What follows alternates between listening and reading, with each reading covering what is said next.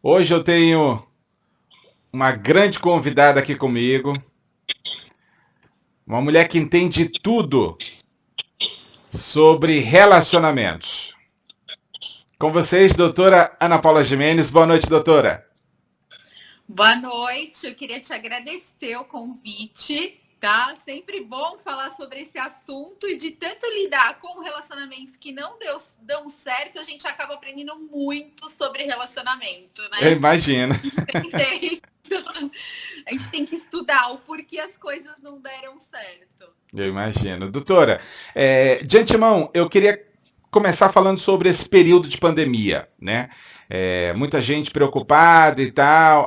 Na pandemia aumentaram as agressões, aumentaram as discussões, os debates. Doutora, Sim. nesse período a senhora tem recebido muita reclamação, por exemplo? Então, a violência doméstica, obviamente que ela vai aumentar, não tem jeito, porque o que acontece?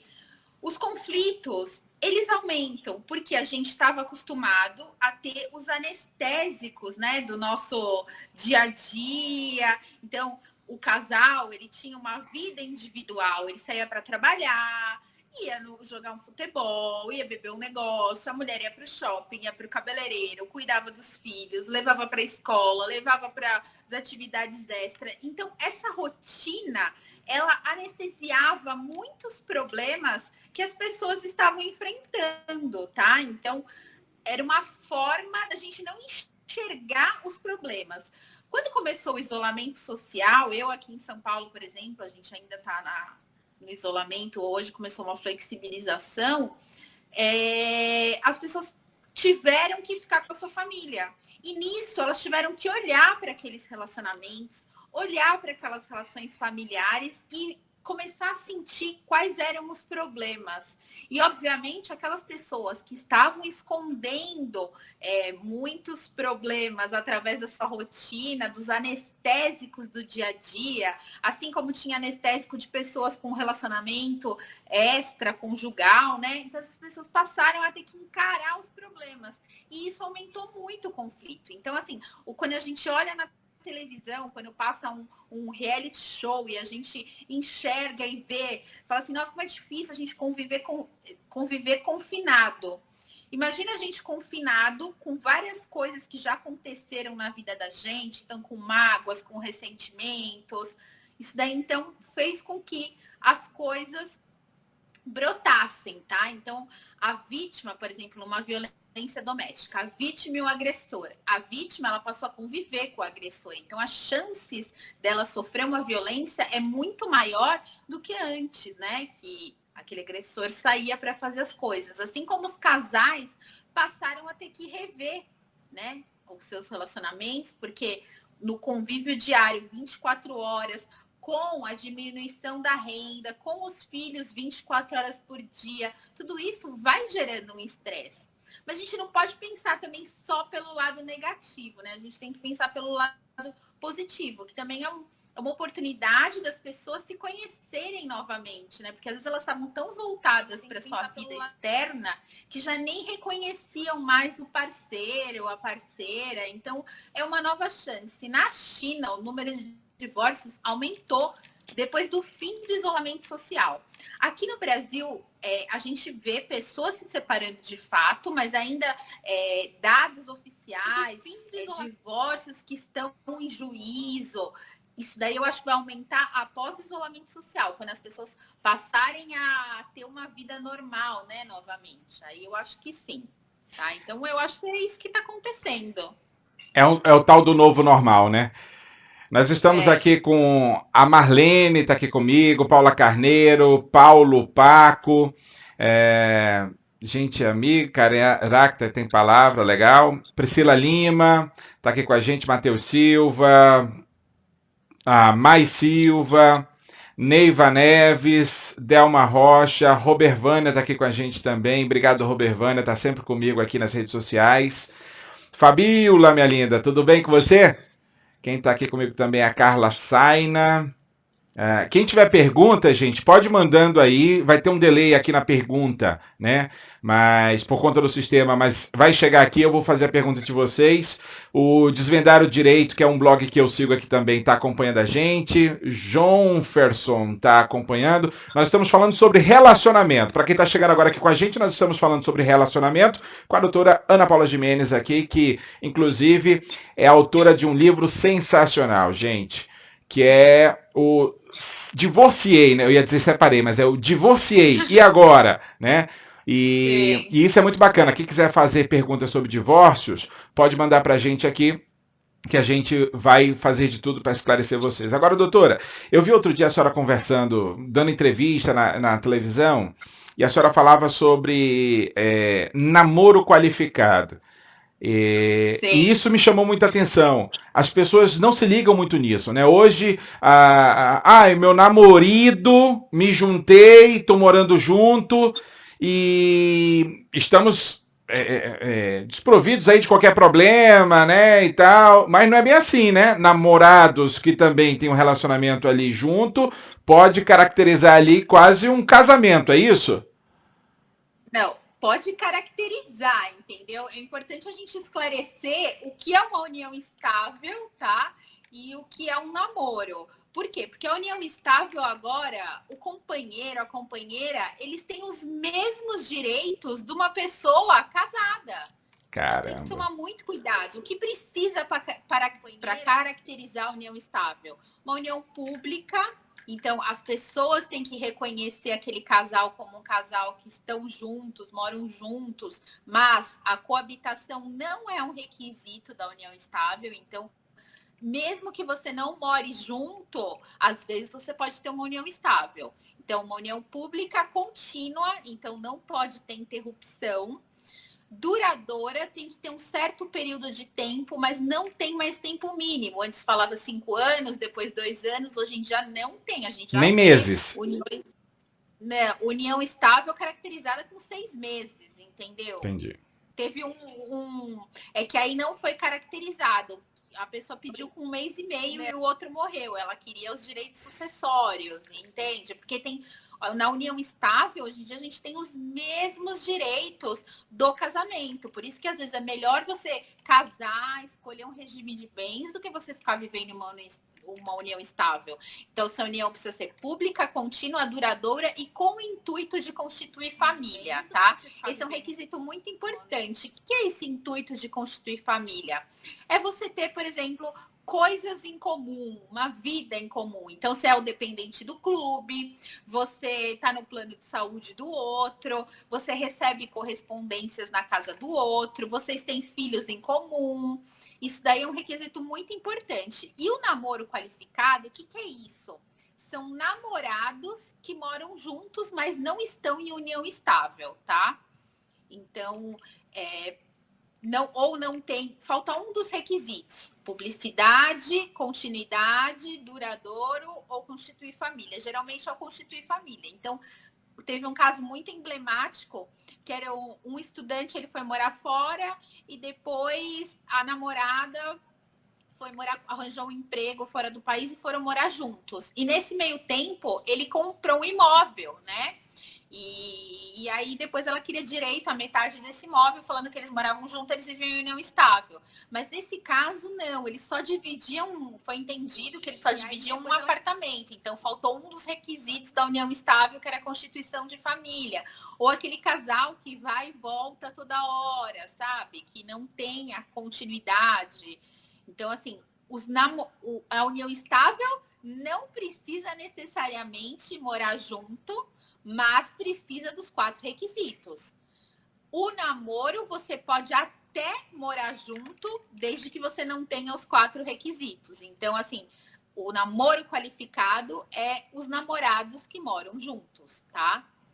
Mas não estão em união estável. Então, muita gente costuma fazer contrato de namoro hoje em dia, por exemplo, para não caracterizar a união estável. Só que tem um problema: o advogado ele sempre tem que alertar que aquele namoro, ele pode virar uma união estável. Porque a união estável não é igual ao casamento, que você tem um ato formal e começa. Não, ela vai acontecendo com o tempo. Então, na previsão de contrato de namoro, você tem que colocar que pode virar uma união estável e, eventualmente, já colocar um regime de bens. Então, assim, é se cercar das maneiras jurídicas da sua vontade. O que você quer? Você quer um namoro? Você quer constituir família? O que não dá mais hoje em dia é para ficar morando junto achando que não vai ter consequência jurídica, porque vai ter. Por isso que é sempre bom fazer uma consulta com o advogado. Eu falo que o advogado de família, ele não deve ser procurado só quando tem problema. Ele tem que ser procurado quando a pessoa pretende se relacionar, porque aí ela pode se prevenir de vários problemas futuros. Então a gente tem que mudar um pouquinho a nossa mentalidade para essa nova mentalidade do advogado de família preventivo, você se planejar. Então você pode planejar para um relacionamento, você pode planejar para o seu inventário. São momentos que a gente não gosta de pensar que pode dar errado, mas são momentos que podem acontecer. Um casamento, ele pode acabar, uma certeza que a gente tem na vida é que um dia a gente vai partir, então você já tem como deixar mais ou menos a sua vontade estabelecida. E eu acho que é esse pensamento que a gente tem que ter, tem que mudar, né? Eu vou pedir a Fabiola aqui. Fabiola, eu não entendi muito a sua pergunta. Ela fala assim, qual é o limite que o jovem tem que ter no relacionamento? Fabiola, se você puder melhorar a sua pergunta, eu agradeço. A senhora ia falar, doutora? Será que é o limite do relacionamento abusivo? Será que é isso? A senhora recebe muita pergunta sobre isso, doutora? Sim, porque hoje em dia, assim, Tá muito a em voga, sociedade né? mudou muito.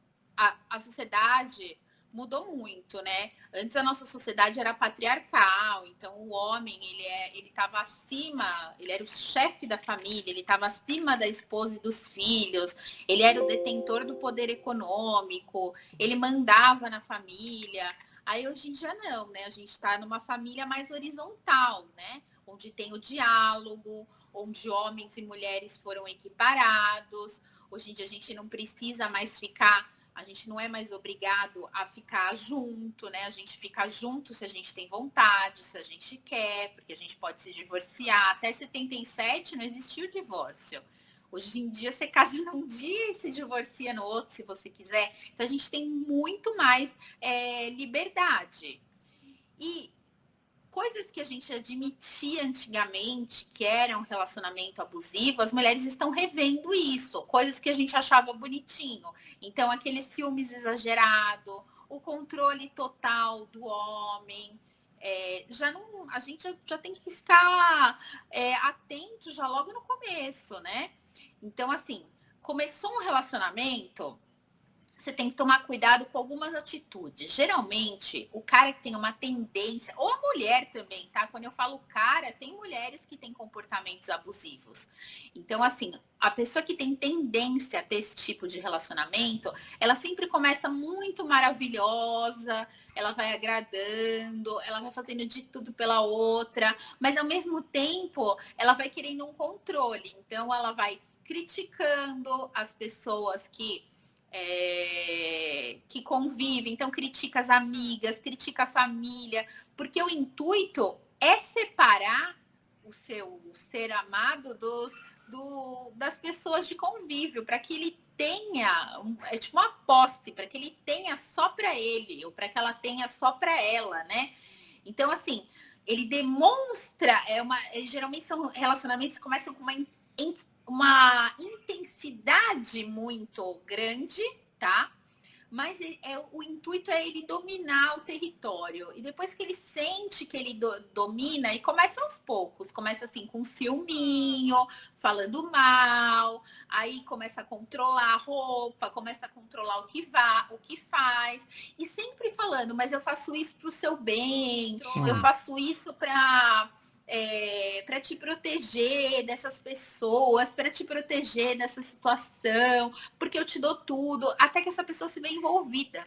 E quando ela se vê envolvida, ela já tem totalmente a sua vida controlada por ele, e ela já está totalmente dependente. E aí, o que o abusador começa a fazer? Ele começa a diminuir a pessoa. Então, ele acaba com a estima, então ele critica demais, tudo nela agora passa a ser errado. E a mulher, o homem que estão sendo abusados, eles não conseguem sair daquilo lá, porque a gente tem o ciclo da violência. Então, também isso daí pode chegar a virar, né, uma violência física e futuramente até um feminicídio. Por isso que a gente tem que se prevenir tanto com comportamento abusivo. Existe uma coisa que se chama gaslighting, que é, por exemplo, uma pessoa que manipula situações e manipula a outra até que ela pareça louca. Então, se você se relaciona com alguém que fala, a minha ex ou meu ex é louca, você toma cuidado. Porque pode ser que essa pessoa, na verdade, ela manipulou várias situações para que você pareça louca. Então, é o tipo de pessoa, assim, que você tá junto, mas a pessoa tá, paquerando outras pessoas, aí você olha aquelas paqueras, aquelas conversas, ou você descobre que foi traído e depois você passa por louca. Então, assim, sempre tem que ver qual é o motivo que levou a pessoa àquilo. Se está sendo uma manipulação ou se realmente tem fatos que aconteceu, que a pessoa extrapolou. Então, acho que a violência ela pode ser combatida na medida que a gente vai conscientizando as pessoas, e tanto o homem quanto a mulher, tá? Não é conscientizar só a vítima. A gente tem que educar os homens novamente para esse novo panorama, né? Que é muito importante. Então, é o que a gente chama da masculinidade saudável hoje em dia, né? Então, acho que é isso. Eu vou mais uma vez mostrar aqui para vocês o livro da doutora Ana Paula Gimenez, Divorciei e Agora, né? Doutora, quem procura mais a senhora para se orientar, para perguntar? Quem manda mais direct para a senhora? São homens ou são mulheres? Maioria de direct, por exemplo, é mulher. Só que eu vou te falar uma coisa. Até pouco tempo atrás, geralmente eu advogava mais para homem. Agora, com o livro, tá bem equilibrado, tá? Então, assim, por quê? Porque eu coloco os filhos acima de qualquer coisa. Isso é eu falo, eu importante. não sou advogada que levanta a bandeira. Eu sou mulher, eu sou divorciada, eu tenho 2 filhas, eu tenho uma história que algumas mulheres podem se identificar muito comigo. Que, por exemplo, quando eu me divorciei, eu tinha uma filha de 10 meses e uma de 2 aninhos. Não trabalhava, porque eu estava no último ano de faculdade. Hoje em dia, graças a Deus, uma de 11, né? Já passou muito tempo e eu consegui dar a volta por cima. Então, isso faz com que algumas mulheres se espelhem em mim, entendeu? Claro que eu não tenho a vida perfeita, eu deixo muito isso claro nas minas redes sociais, porque eu acho que a gente tem que mostrar que, tipo, é tudo uma construção. Então, assim, eu acho que depois do livro, mais mulheres passaram a me procurar. Antes do livro, era um pouco mais homens, tá? Então, assim, é bem equilibrado mesmo. Tem um trecho do seu livro que diz bem assim, tá inclusive no seu Instagram. As pessoas podem ter tido tantas decepções que se blindaram a ponto de não quererem amar novamente. Preferem viver relacionamentos líquidos do que correr o risco de sofrer. Sim. Essa frase é sua mesmo, doutora? É minha. É minha mesmo. E de percepção do dia a dia, tanto de homens quanto de mulheres? De ambos, porque eu acho que agora com a pandemia a gente vai mudar um pouco. Porque o que acontece? As pessoas sofrem e depois, o que elas acham mais fácil? Elas acham mais fácil não se aprofundar nos relacionamentos. Então, você vai lá, você sai com um, ou o homem sai com outra, somente relações superficiais, e qualquer coisa que a pessoa fale e você não gostou, você vai procurar outro. Eu falo que a rede social é um grande cardápio, onde sempre tem a perfeição no vizinho. A grama do vizinho não é tão verde quanto parece. Todos nós temos defeitos. Tem uma frase no meu livro que eu deixo bem claro isso, que eu falo, não adianta a gente procurar o relacionamento perfeito. Por quê? Porque a gente não é perfeito. Então, não adianta a gente projetar uma perfeição no outro, né? Na paixão, no período da paixão, é isso que a gente faz. quando a gente se apaixona, a gente idealiza o que a gente quer no outro. Só que isso, depois de um tempo, passa. E as pessoas, elas trocam tanto por quê? Porque elas não sabem transformar isso num amor. Entendeu? Quando a paixão acaba, você começa a ver os defeitos e fala, nossa, eu não quero isso pra mim, entendeu? E não pode ser assim, porque assim, nenhum relacionamento vai dar certo, porque um dia a paixão vai acabar e a gente tem que aprender a transformar isso num amor saudável, né? Então, e não simplesmente ficar na ilusão que existe o ser perfeito e que um dia você vai achar esse ser perfeito e vai resolver todos os seus problemas. A gente tem que aceitar, eu falo que o autoconhecimento é essencial para que os relacionamentos deem certo. A gente tem que aceitar os nossos defeitos, as nossas qualidades, a gente tem que se conhecer para depois partir para um relacionamento que pode ser saudável, né? Então, assim, o que eu acho com a pandemia é que a gente não vai mais poder ter essa rotatividade que as pessoas solteiras costumavam ter, né? A gente fala que os novos solteiros, né? Que é os solteiros monogâmicos, que agora a gente vai ter que selecionar melhor com quem a gente sai, entendeu? Porque um beijo agora tá valendo muito, né? Porque a gente corre o risco de, num beijo, pegar um coronavírus, pegar a Covid, né? Então, assim, o beijo que antes era eu sou de todo mundo, eu não sou de ninguém, agora já não vai mais poder ser assim. A gente vai ter que repensar. Pô, vou sair com essa pessoa. Você vai querer conhecer melhor antes de você sair, entendeu? Então, assim, eu acho que é uma oportunidade também para aquelas pessoas que estão solteiras tirarem essa barreira e dar uma chance para conhecer pessoas, para se aprofundar nos relacionamentos, porque não adianta, os relacionamentos rasos, eles trazem uma satisfação muito superficial, entendeu? Que a gente só consegue ter num relacionamento mais profundo. Um relacionamento mais profundo pode significar sofrimento? Pode, mas são os que mais trazem prazer, né? A gente precisa de muito legal, assim, a gente levantar a bandeira dos solteiros, felizes, realizados, mas no fundo, bem no fundo, a gente quer encontrar alguém, né? Eu acho isso. Não, com certeza.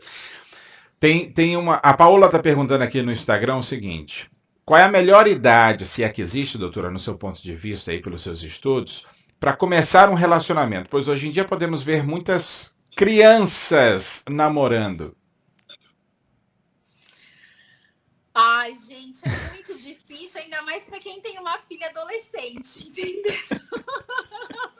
Eu imagino. Eu responder isso. Não tem regra. Eu acho que o importante é você não incentivar crianças a ter namorados, entendeu? Saber que tem uma hora certa para isso. Qual que é a hora vai depender muito da maturidade e do momento que aquela criança ou seu filho está vivendo.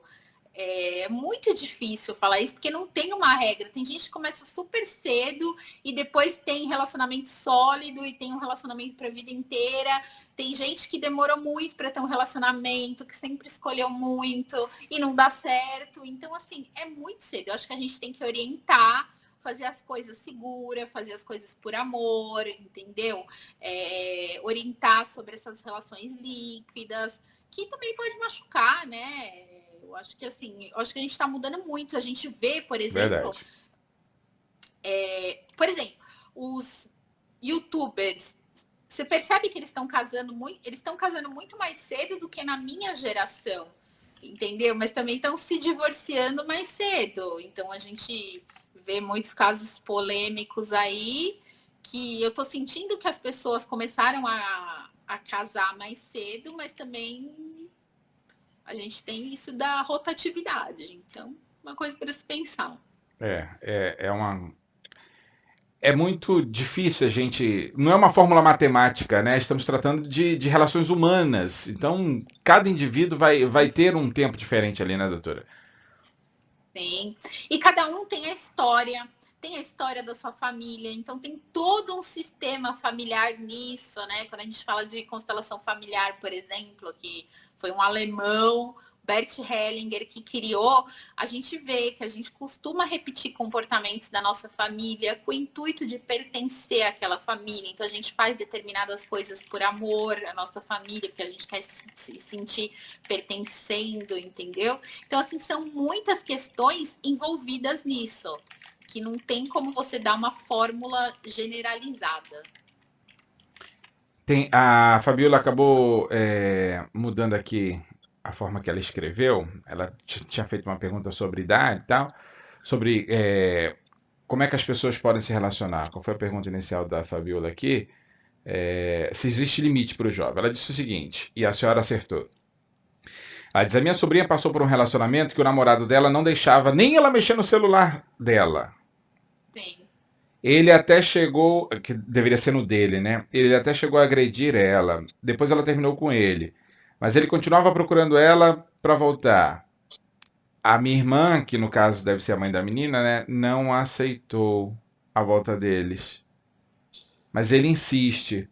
Essa questão do celular, deixa eu ampliar essa pergunta, doutora. A questão do celular. O celular, ele é individual ou num relacionamento é preciso haver ali a confiança ao ponto de deixar mexer no celular? Então, é uma pergunta muito particular. Por quê? Porque vai depender muito de casais mais velhos, por exemplo. Vai depender muito da dinâmica daquele casal, entendeu? Tem casais que estabelecem uma dinâmica que um pode ver o celular do outro e isso não atinge, assim, não agride. Agora, se uma pessoa considera que seu celular, tipo, não quer expor sua intimidade ou não quer confusão, então aí o celular passa a ser uma coisa íntima. Então, depende da pessoa. Só que o problema é aquelas pessoas, uma coisa é você poder ver, entendeu? Você tem a senha e você pode ver. Outra coisa é você fuçar, olhar toda hora, ficar neurótico, entendeu? Porque aí pode ser abusivo. E o comportamento abusivo é justamente esse. Eles brigam, eles terminam e depois ficam na fase da lua de mel.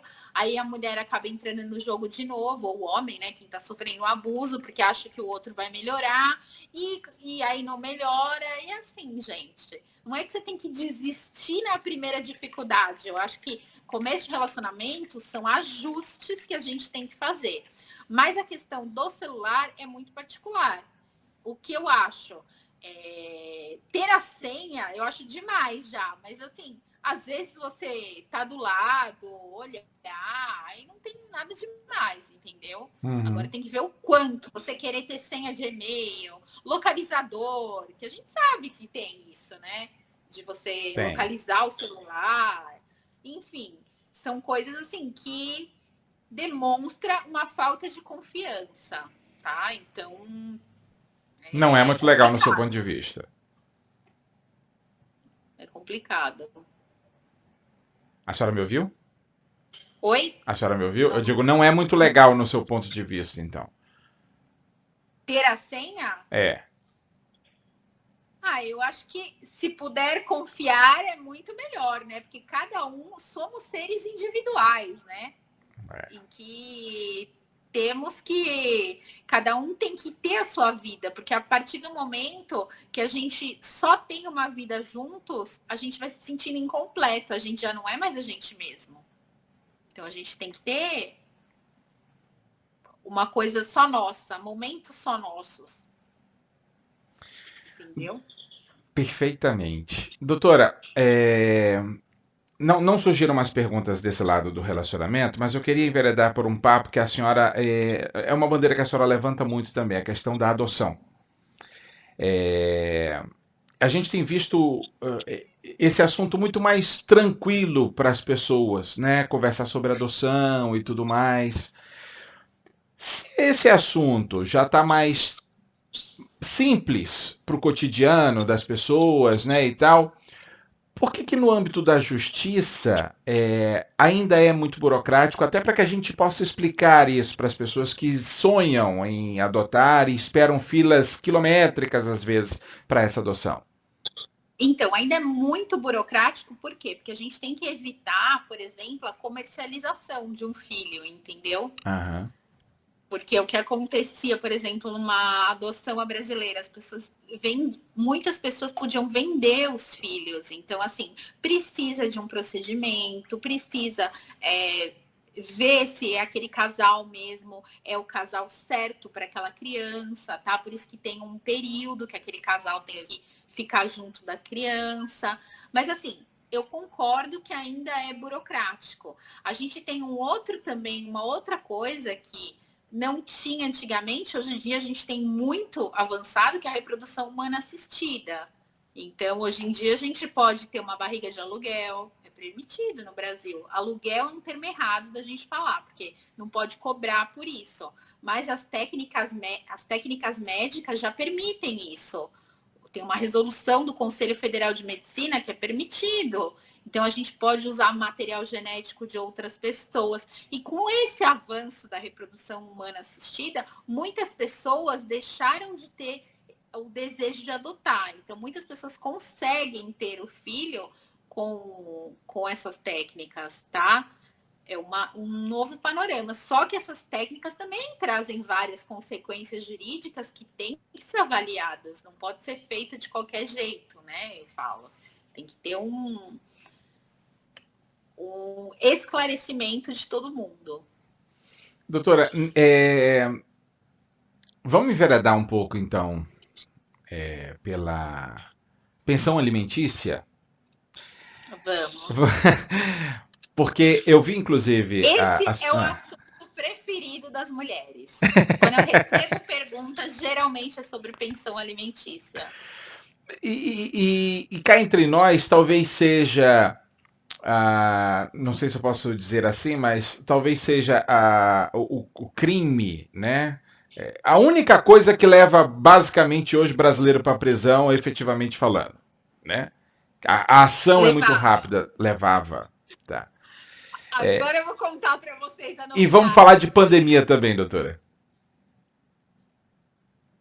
Então, como as mulheres têm muita dúvida, assim, como calcular a pensão alimentícia. Eu falo que você tem que fazer uma planilha, tem até no meu grupo de Telegram a planilhazinha para quem quiser, de todos os gastos da criança. E pai e mãe são responsáveis, mas de acordo com a sua possibilidade. Então, a primeira coisa que você tem que ver é tudo que seu filho gasta, tanto as despesas individuais, que aí pai e mãe tem que arcar, como as despesas da casa, que aí é dividido pelo número de pessoas da casa, tá? E aí tem que ver a possibilidade dos genitores, porque aquele que não mora com o filho, ele vai precisar pagar mais pensão alimentícia, porque quem mora gasta mais, entendeu? Então, o que é o tradicional? É o filho morar com a mãe a maior parte do tempo, né? Mesmo na guarda compartilhada, e o pai pagar a pensão alimentícia. Então, é basicamente isso. Como comprovar? Comprovar se ele for empregado com os rendimentos, ou se não, com o padrão de vida, com declaração de imposto de renda. Tem inúmeros bens de você comprovar a possibilidade, né, desse genitor, desse devedor de pensão alimentícia, né? E quando ele deixava de pagar, você podia escolher duas maneiras de executar essa pensão alimentícia. Ou era pela prisão, que é uma prisão civil, não é uma prisão penal, tá? Então, esses presos, eles teoricamente, eles ficam separados dos outros. Ainda bem, né? Que você só pode cobrar os 3 últimos meses, tá? De atraso. A partir do primeiro mês, você já pode mandar prender. A partir do primeiro mês de atraso. Mas você só pode em relação aos 3 últimos, tá? Então, não serve para aquele pai que não está pagando há 1 ano. Os 3 últimos meses você cobra por prisão. O resto você tem que cobrar pelo outro rito que eu falo, né? Então, esse rito da prisão, a pessoa fica até 90 dias preso, tá? E ele sai se ele pagar. Se ele pagar, ele sai, senão ele fica 90 dias, mas continua devendo, tá? Não é que ele fica 90 dias e acabou Fica a dívida. livre. Não é o Serasa, não é o SPC, né, doutora? E você pode negativar também o nome do devedor de pensão alimentícia, tá? É uma das inovações que a gente tem. Ou se não, eu não quero prender o pai do meu filho. Então, você escolhe o rito da penhora de bens, ou quando a dívida tem muitos meses acumulados, aí você vai pela penhora de bens. Então, o juiz vai lá, vai ver os bens, vai poder fazer penhora online, tudo isso para pagar a pensão alimentícia. A prisão, ela serve porque, assim, magicamente, a gente sabe que quando sai o pedido de prisão do devedor de pensão alimentícia, o dinheiro aparece para pagar a pensão, né? Porque ninguém quer ser preso. Eu acho que eu tive um cliente que falou, não, eu quero ser preso, entendeu? Ele queria ser preso do que pagar, entendeu? Então, assim, mas era por questões pessoais dele. Mas, assim, magicamente o dinheiro aparece. Com a pandemia, o que aconteceu? Num primeiro momento, por uma decisão do Superior Tribunal de Justiça, a prisão passou a ser domiciliar, tá? Aí o Conselho Nacional de Justiça editou uma resolução no mesmo caminho da prisão domiciliar. Depois saiu nova decisão do STJ falando, não, todos nós estamos confinados, então não vai ser um meio de não vai ser um meio coercitivo, porque a prisão civil ela serve como um meio de fazer a pessoa pagar, não é uma pena. Então, como está todo mundo confinado, como está todo mundo em prisão domiciliar, o devedor, isso daí só vai incentivar a pessoa a não pagar, porque vai falar, vou ficar em casa mesmo, não vou pagar, vou ser preso em casa. Aí o STJ ele mudou, né, o seu entendimento na terceira turma, que então não. Então ia ficar suspensa essa prisão até acabar a pandemia. Só que na semana passada foi aprovada a Lei 14.010, eu acho que é o número, foi sancionada pelo presidente Bolsonaro, e a prisão até dia 30 de outubro, as prisões de devedores de pensão alimentícia são domiciliares. Então, a gente tem um meio a menos de fazer o devedor pagar. E como é que faz para controlar isso, hein, doutor? Alguns estados têm, por exemplo, a tornozeleira eletrônica, mas nem todos têm, né? Nem todos têm. Aí é direto com a polícia, não tem como eu te falar como advogada, tá? Mas assim, não sei como vai ser isso, realmente não sei como vai ser, e assim, a gente perdeu um meio muito eficaz de fazer esse devedor de pensão pagar. Claro que ele pode ter, a gente tem outros meios, como apreensão de RG, de carteira de motorista, de passaporte, mas agora a gente está vivendo num mundo que tá difícil a gente viajar, né? Tá difícil a gente... Agora tá voltando um pouco à normalidade, mas até pouco tempo atrás ninguém quase estava dirigindo, tava todo mundo em casa. Então, assim, as crianças saem perdendo nisso. Sempre mas saem. Diante da pandemia, né, não tem muito o que fazer. A Cleide Oliveira está me perguntando aqui pelo Instagram o seguinte. Cadê a pergunta dela? Quem trabalha como autônomo, como é que faz o cálculo da pensão? É exatamente isso. Você tem que se basear nas necessidades que essa criança tem, né? Tem que ver o padrão de vida do outro genitor e ele tem que manter o mesmo padrão dos filhos, tá? Claro que num divórcio, o padrão de vida de ambos os genitores vai cair um pouco, porque o que era uma casa passam a ser duas casas. Mas a criança, ela não pode, tipo... se ela estudava numa escola, sei lá, de R$ 1.500 e o pai conseguia pagar, depois divorciou, ele fala que não consegue mais, ele consegue pagar mais de 300. Você entendeu? Você tem que manter o mesmo padrão. Sempre lembrando que nessa relação de pensão alimentícia, pode aumentar a necessidade da criança, assim como pode aumentar ou diminuir a possibilidade do genitor, o que dá ensejo a uma ação revisional de pensão alimentícia. Então, se foi determinada uma pensão alimentícia e algum fato mudou e que você consegue comprovar judicialmente, aí você pode mudar. Tá? Você pode entrar com essa ação. Doutora, eu acredito que de pensão aqui, ok, nenhuma pergunta mais. Se a gente falar de alienação parental, doutora, muita gente hoje fala muito disso, né? Ah, não, isso aqui é alienação parental, alienação parental. O grande negócio é provar. Como é que faz? Tem muitas maneiras de você provar, porque assim, o que a gente tem que ver é que o Brasil é um dos poucos países que tem uma lei de combate à alienação parental. E a alienação parental é um dano moral. É você manipular a cabeça de uma criança para que ela odeie e se afaste de um dos genitores. Então, não é só o pai e a mãe que comete alienação parental.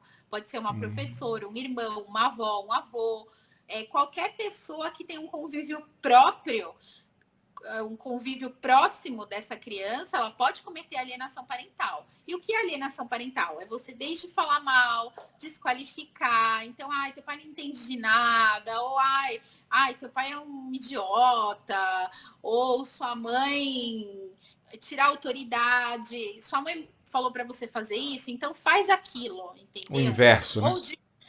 Ou dificultar a visitação. Então, assim, chega no dia da visita, pega e sai com a criança. Outra coisa, omitir informações. Então, não passa a informação da escola, do médico. E a criança se sente afastada daquele genitor que não tem informações sobre a vida dela. Mudar de cidade sem motivo algum. Mudei de cidade, mas não tenho emprego, não estou casando com ninguém de outra cidade. Mudei por mudar, porque decidi, só com o objetivo de afastar esse convívio. E nos graus mais graves são as falsas denúncias, que pode ser tanto uma falsa denúncia de maus tratos em conselho tutelar, como uma falsa denúncia de abuso sexual. Então, a alienação parental ela vai desde a mais leve, que eu acho que em algum grau os casais separados cometem assim algum deslize, assim você já ficou bravo com o teu ex ou com a tua ex na frente do teu filho, mas isso daí não pode ser constante, nunca, jamais, até esses casos mais graves, né? E a alienação parental, ela pode ocorrer também no casamento. As pessoas não precisam estar divorciadas. Então, aquele genitor que chega e só fala mal do outro para o filho, ele está cometendo alienação parental, tá? Então, a gente tem que deixar bem claro isso. E aí tem várias medidas que o juiz pode tomar para combater a alienação parental, que vai desde a advertência. Eu falo que uma funciona muito bem, é a multa, né, que a pessoa paga a multa, então acho que funciona muito bem isso. Inverter a guarda, determinar a guarda compartilhada, ampliar a visitação daquele que está sofrendo a alienação parental. Então, assim, são várias medidas. Como comprovar? A gente consegue comprovar com mensagens, e-mails, gravações, sempre preservando, né, os filhos. E juiz, essa criança, ela vai passar por um estudo biopsicossocial. Então, ela vai ter um psicólogo que vai analisar o interno dela, assim como o interno dos pais, e também um assistente social, que vai ver como que é aquele contexto social. Então, assim, a decretação da alienação parental, ela precisa de todo esse estudo. O ruim do Brasil é porque é muito lento o processo. E o tempo é o senhor da alienação parental, porque essa alienação parental ela vai se consolidando através do tempo. Até que a criança tem uma lacuna quando ela cresce que ela não consegue preencher. E as consequências da alienação parental são muito graves. Desde alcoolismo, tendência a suicídio, ansiedade, depressão, problemas relacionadas à parte sexual. Então, assim, são muitos os problemas. Então, os pais, eles têm que estar atentos, sempre conversar. A gente tem que lembrar que o casamento, o divórcio, ele acaba com o casamento, mas o divórcio, ele não acaba com a relação parental, entendeu? Ele não acaba com a família. Aquela família que era uma família num lugar só, ela vai continuar, só que em outro formato, no formato binuclear. E os filhos, eles precisam estar em primeiro lugar, não tem jeito. A gente tem que deixar as mágoas, os ressentimentos de lado e não usar os filhos como objeto de vingança. E a gente cresce como ser humano tomando cuidado com isso. Eu acho que é muito mais fácil quando a gente pensa na questão dos filhos de elaborar um final de um relacionamento. Quando a gente consegue colocar os filhos em primeiro lugar e de uma forma ou de outra, o seu ex, a sua ex, te deu o que você tem de mais precioso na sua vida, que é um filho. Então, de uma forma ou de outra, você tem que ser grato por isso, entendeu? E é isso. Doutora, ainda nessa área da alienação parental, a senhora falou ainda agora sobre constelação familiar. Vi que a senhora conhece um pouco mais sobre isso. É, é possível no campo da psicologia, né, já que as pessoas não lidam tanto com constelação familiar ou algo do tipo, é possível retroagir aquele problema que foi instalado, aquela repulsa, aquele ódio, aquele rancor que foi instalado na criança, ou é muito complicado? O que a constelação familiar faz? Ela é uma terapia breve, certo? Qual que é a dinâmica sistêmica? Então, o Bert Hellinger, ele falou que a família ela fica harmônica se é, 3 ordens do amor forem seguidas. Então, a primeira ordem é a do pertencimento. Então, a gente costuma repetir comportamentos para pertencer à nossa família, assim como a gente costuma incluir aquelas pessoas que foram excluídas. O que é isso? Então, você teve um alcoólatra na família, as pessoas não olhavam para ele, ou você teve um filho fora do casamento e ninguém ficou sabendo. Então, você repete esses comportamentos em gerações futuras com o intuito de incluir essas pessoas, tá? O que a segunda lei é a hierarquia. Os pais vêm antes dos filhos. Então, não adianta um filho querer mandar no pai. Isso daí sempre dá errado. Ou um filho querer assumir uma posição, um lugar de um pai numa empresa, por exemplo, que pode dar um emaranhado, entende? E o segundo é o equilíbrio de troca entre dar e receber. Então, a gente tem que dar e receber na mesma proporção em qualquer relação, exceto de pais e filhos, porque os pais nos deram a vida e isso daí a gente não consegue retribuir de jeito nenhum. A dinâmica da alienação parental, o que é? É você excluir o outro genitor. Então, qual que é a tendência dessa criança por amor? O que ela faz inconscientemente? Ela começa a repetir aqueles comportamentos, além dela ficar com vazio dentro dela, porque a criança é pai e mãe, ela vai repetir justamente aqueles comportamentos que o alienador criticava, tá? Com o intuito de incluir o outro que foi excluído. Então, assim, antes de você pensar de fazer uma dinâmica de constelação familiar, você entender essa visão sistêmica da, da alienação parental já ajuda você a repensar. Eu estou alienando meu filho. Putz, mas nas leis de Bert Hellinger, futuramente ele vai repetir justamente isso que eu estou criticando, tá? A pessoa que é adulta e ela passa por um processo de constelação familiar, provavelmente ela vai conseguir enxergar esse genitor que foi excluído e incluir ele no seu coração. Mas eu falo, alienação parental é um dano moral, é grave, tá? Porque querendo, independente dos defeitos que o seu ex, sua ex tenha, criança precisa do pai e mãe e ele é pai certo. Eu só recomendo não ter contato quando, obviamente, teve uma violência sexual, por exemplo, entendeu? Mas agora, porque um gosta do verde, o outro gosta do azul, ou porque um traiu e o outro não, você usar uma criança, aí já é demais. Eu acho que é isso. Complicado demais, né? Tem um rapaz fazendo uma pergunta aqui que eu acho interessante, doutora. Deixa eu ver aqui. Ele deu o nome dele, então acredito que não tem problema de eu falar. Ele é de Fortaleza, no Ceará, se chama Vanilson. Ele diz: Boa noite, eu moro em outro estado e minha ex deu a guarda do meu filho para a mãe dela. Eu posso pegar a guarda? Você, como pai, você sempre pode ter a guarda, você sempre pode lutar por isso. Lembrando que, independente de guarda, o pai e a mãe, eles têm o poder familiar. Se você ainda tem esse poder familiar, se você não teve nenhuma destituição de poder familiar, sempre você pode entrar com um pedido, tá bom? É que é muito difícil eu falar de um caso concreto, que eu não sei Sim. os fatos, que eu não vi processo, que eu não sei porque isso aconteceu. Então, eu dizer se você pode ou não é difícil, mas inicialmente sim. Inicialmente, sim. Tá aí, Vanilson. Espero que ela tenha conseguido lhe responder aí. É sempre muito complicado para qualquer jurista falar sobre casos específicos se não conhece o processo, né? O que a doutora está dizendo aí. Então, é, é assim, infelizmente. A gente vai caminhando aqui já para quase 1 hora de live, nosso bate-papo aqui, Nossa. para a gente ver, nem consegue sentir direito, né, doutora, passando assim.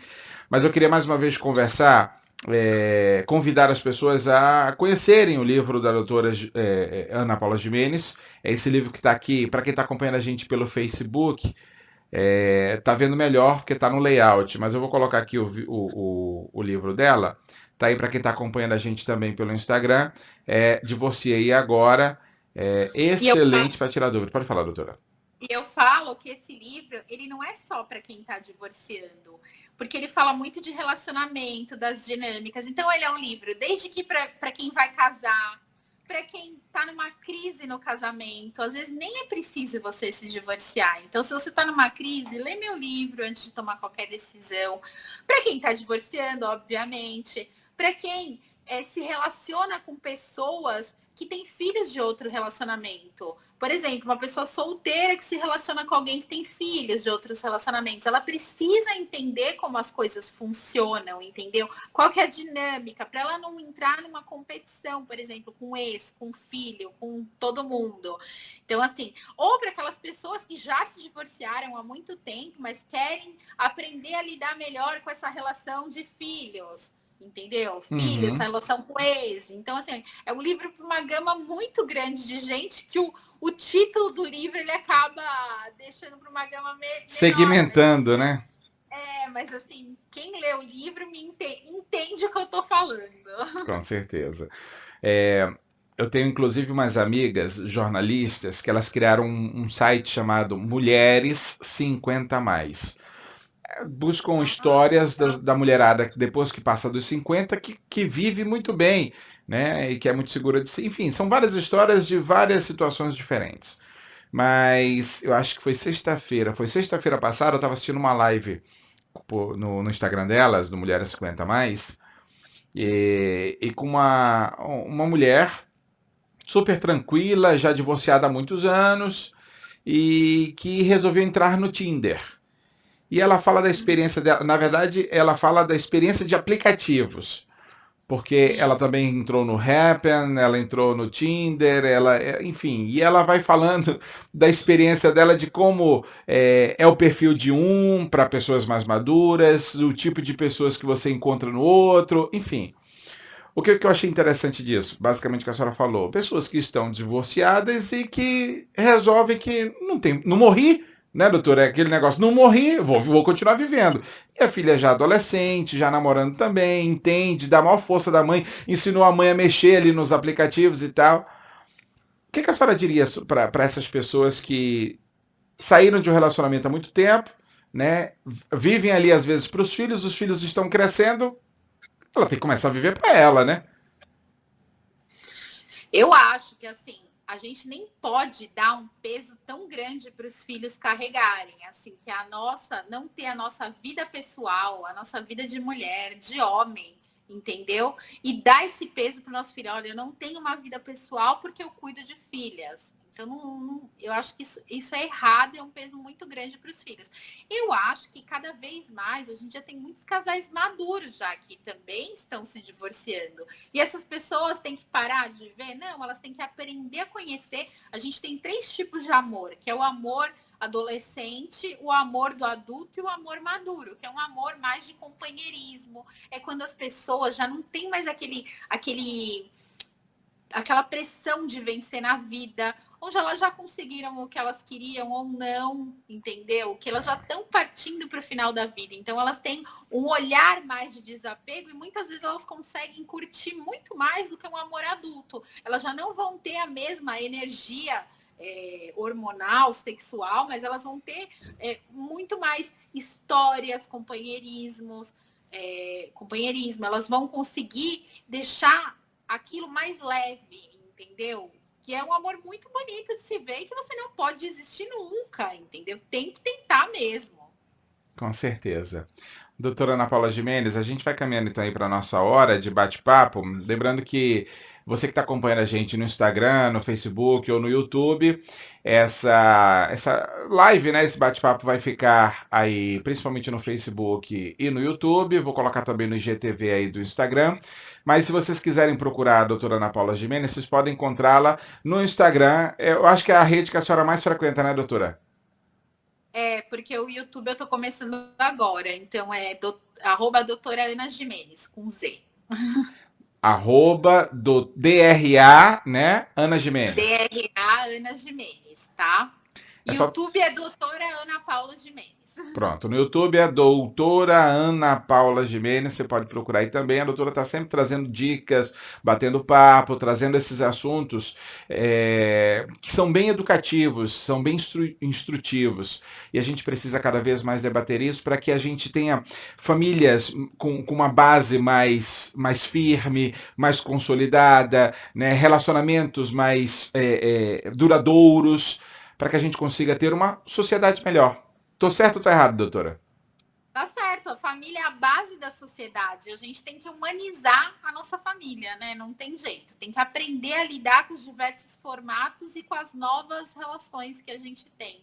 Queria te agradecer demais o convite, agradecer a todo mundo que ficou aí. Um prazer conhecer todos vocês e muito obrigada, viu? Eu que agradeço, doutora. E mais sucesso ainda. Qualquer novidade, manda pra gente que a gente gosta de sempre estar debatendo assuntos bacanas aqui nas nossas redes sociais. Pode deixar. Beijo, doutora. Tudo de bom. Tchau.